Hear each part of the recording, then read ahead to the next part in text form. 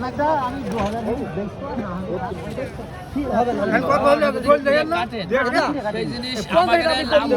আমি কি রে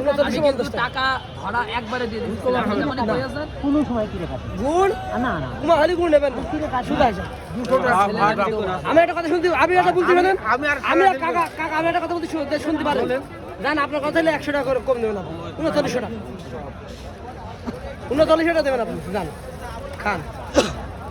না একবারে হয় গোশত বের চিকন মাটির গুড়ে